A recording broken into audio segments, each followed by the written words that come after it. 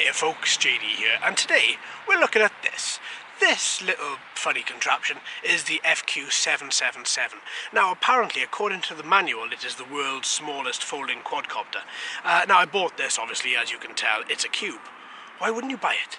And yes, that's pretty much as far as I went with the reasons for buying it. I was just really intrigued to see how it flew. Obviously we flew the egg a few months ago and I really enjoyed that. So I thought I'd go for another quite strange contraption.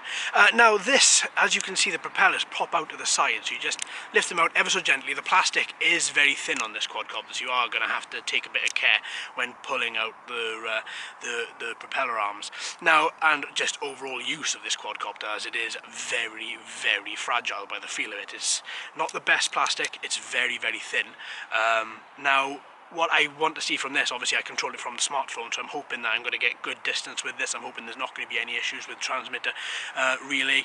Now we've got our 4 propellers ready attached as per the pre-flight checks I've been through, and just made sure everything else is on A-OK. We've got a little camera on the front. Let's get some footage from there as well. Now, one thing to say when it came to charging, and when I came to testing it in the house before bringing her out here, the battery is in the top here, okay? So what I found is it takes a little bit, but the battery comes out. When you're going to get this quadcopter, if you are going to buy it, the battery is going to be in reverse, so the contacts aren't going to meet up. So what you're going to have to do is take the battery out, match up the contacts on the battery with the quadcopter, and then plug it back in. Alright, because I was wondering why after a 2-hour charge this wasn't working. It's because the contacts weren't lined up, and it doesn't tell you that in the manual either. So what I found, just take the battery out, flip it round, put it back in, and then it worked without any issue. So I tell you what folks, let's take this up. Alright, so we've got a couple of good features with this quadcopter as well. So we're looking at altitude hold. Obviously it's controlled via the smart device, so I'm just going to turn it on and connect it to the Wi-Fi. Obviously we have a camera on the front of it as well. It uses its own individual app rather than using another app, rather than using another company's app. But let's have a little look as well. So let's go into drones. We've connected to the Wi-Fi and it's called Wifi FPV. So what I'm going to do before this, I'm just going to record my screen. 3, 2, 1, boom. So if we click connect, we should have video relay. Yes, we do. Alright. So, it's a very standard looking app. We've seen this app a lot of times. I'm just going to turn on the quadcopter analog sticks and also turn on the altitude hold function. So with that, let's push this button and she takes off with a bang. Straight up, but she stays at an altitude. Look at that. That's lovely. That's really quite good. Obviously I'm controlling it to ensure she doesn't wobble too much forwards or backwards, but she's holding at that altitude really, really well. Okay, let's take her out a little bit. Oh no, the app has crashed. The app has crashed and she's just landed herself. Wow, okay. That was a good little bit of testing. The app crashed totally. I had no control whatsoever, but at least she landed herself. And she, after a couple of seconds, she brought herself back down. So let's try this again. So let's try moving her around. The video is very, very dark. Very, very dark indeed.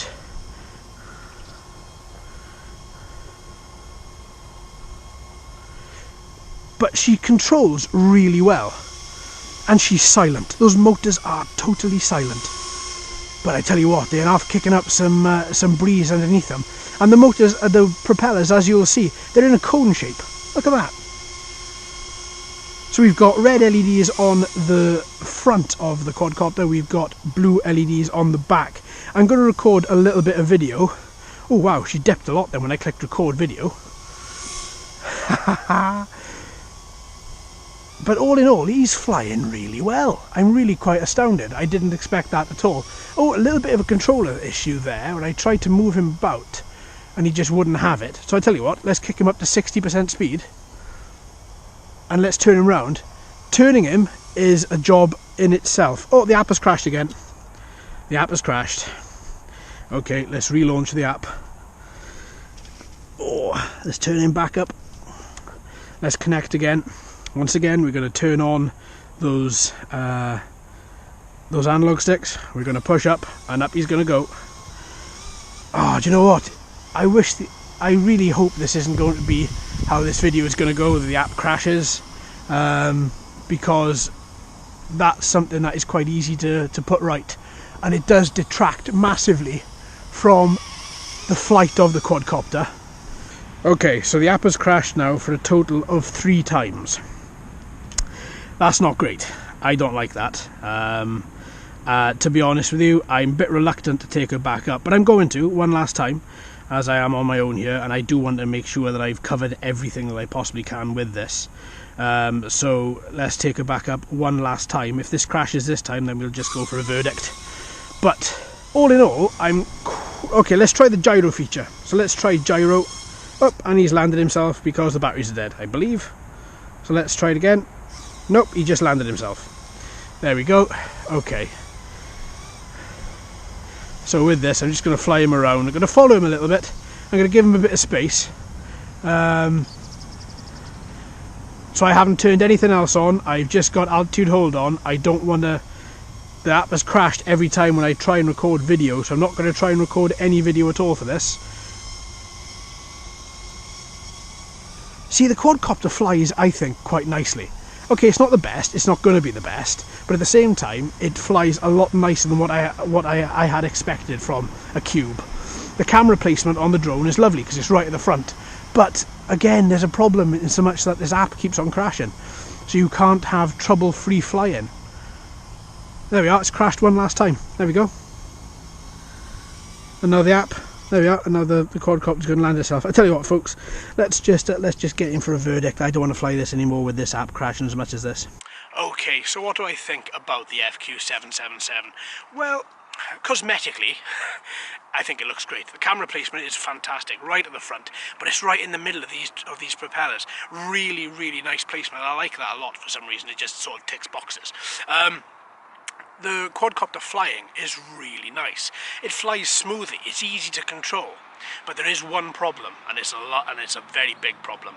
And that's that the app that I use to control this particular drone, which you get from the manual of this drone via a QR code, it just keeps on crashing. All the time it keeps on crashing. So I don't like that. It's crashed 4 times today. In the space of a 7-minute flight. So yeah, I don't like that at all. Now, it could just be down to the fact that I thought it was down to the fact that I was just recording video, and that every time I was recording the video, it was tripping the smartphone app for some reason. But that wasn't the case, because even when I wasn't recording video, the smartphone app still tripped, and it still put me back to the desktop of my smartphone. But the good thing about when that happened was that this has automatic security features built in, so much that it will land itself in some shape or form. Now, at no time when it landed did it crash. At no time when it landed did it go into any of the sidewalls. It landed perfectly every single time. I can't believe that. That's fantastic. But I don't like that app crashing. If the developers can sort out that app crashing on the iPhone 8, then I would very much appreciate it, and I would take this back up again and test it again. Now, what I'm going to do to ensure that it's not my phone is I'm going to take this out again, and we're going to try it with an Android device totally separated from the iOS ecosystem. And we're going to try it again, and we're going to see what happens that time when we take her up. Alright then, folks, so thanks ever so much for watching and listening. I've been JD, you've been fantastic as always. If you haven't already, please subscribe. Hello and welcome to all the new subscribers. I hope you're enjoying the channel. So until next time, my friends, happy flying.